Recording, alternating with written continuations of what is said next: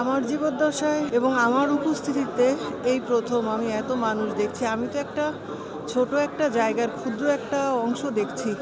আমার জানা নাই আসলে কত দূর পর্যন্ত জানাজার মানুষ সামিল হয়েছেন।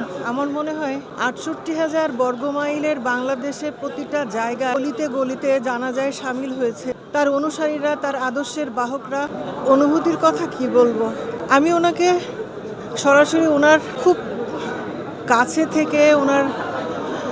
কাছে থেকে দেখেছি। ওনার যখন ওনার 9-5-এ ওনার সুগন্ধা কার্যালয়ে আমাদের যখন ছাত্রদলের বিভিন্ন এলাকাভিত্তিক বিভিন্ন কলেজ ইউনিভার্সিটির ছাত্রদলের সব ছেলে মেয়েরা ওনার সুগন্ধা কার্যালয়ে একবার ওনার ডাক হয়েছিল, আমরা গিয়েছিলাম। সেখানে মিটিংয়ে আমরা ছিলাম না।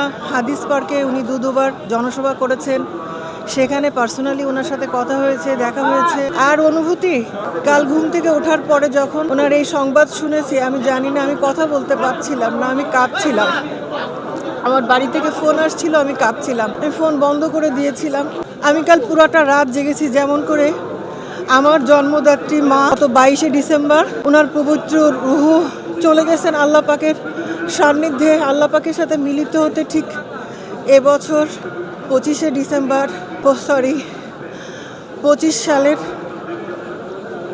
30শে ডিসেম্বর বেগম জিয়া চলে গিয়েছেন তার পবিত্র রূহ আল্লাহ পাকের সান্নিধ্যে। আমি পুরোটা রাত জেগেছি, তাহাজ্জুদ পড়েছি, আমি কান্না করেছি ওর মায়ের জন্যে।